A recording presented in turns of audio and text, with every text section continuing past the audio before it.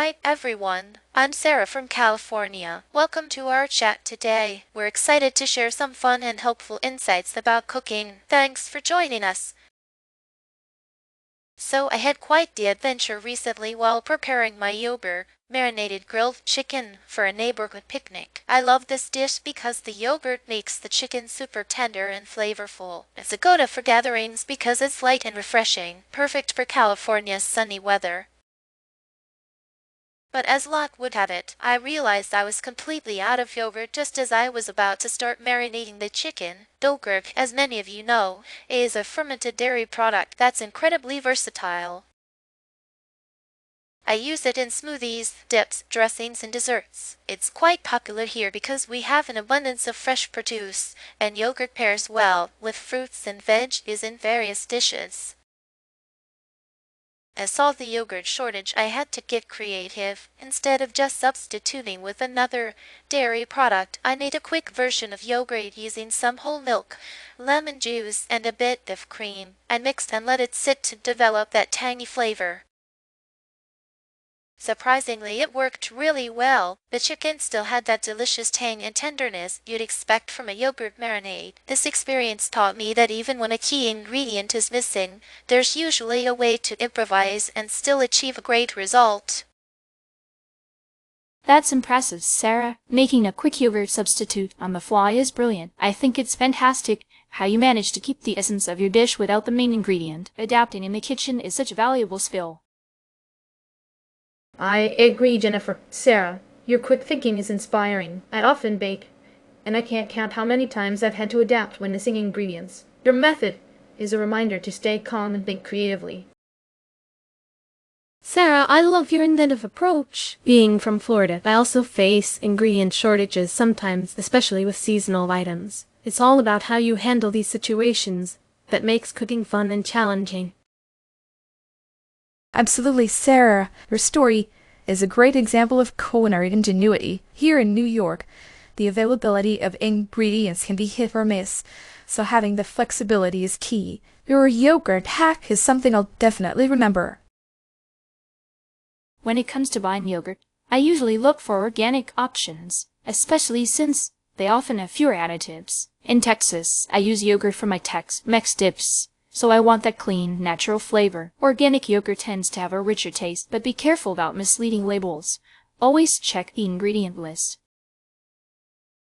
Good point, Jennifer. For me, texture is crucial. I love creamy yogurt for marinating meats or making desserts. In California, we have lots of Greek-style yogurts, which are thick and perfect for cooking.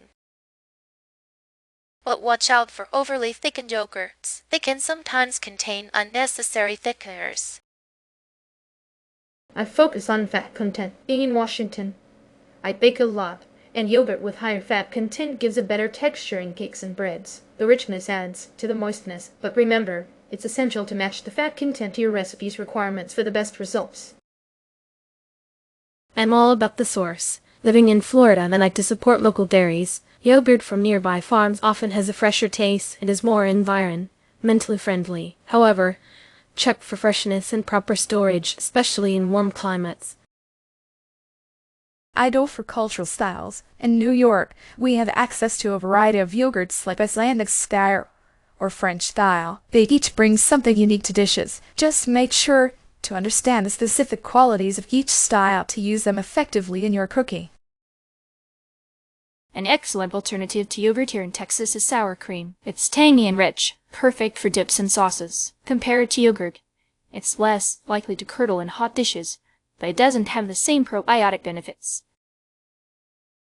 I often use buttermilk as an alternative in California. It's great for marinating and baking. Buttermilk has a similar tanginess to yogurt, but is thinner, so you might need to adjust the amount of liquid in your recipes. In Washington, I sometimes use applesauce in baking as a yogurt substitute. It adds moisture and a slight sweetness, but lacks the tangy flavor, so you might need to balance it with a bit of lemon juice.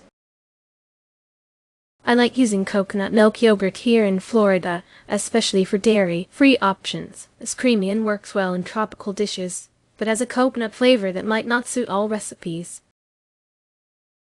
In New York, I use creme fraiche as a substitute. It's rich and creamy with a mild tang, similar to yogurt, but richer and less tangy, so it's perfect for savory dishes but may need a bit more acidity for certain recipes.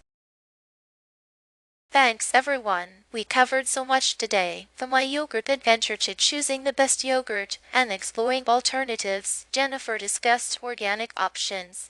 Emily talked about texture and fat content. Maya shared insights on sourcing, and Chloe highlighted cultural styles. I appreciate all your unique perspectives. It was a great discussion. We hope you enjoyed our conversation and found it helpful. Thanks for joining us, and we look forward to sharing more culinary tips with you next time. Take care.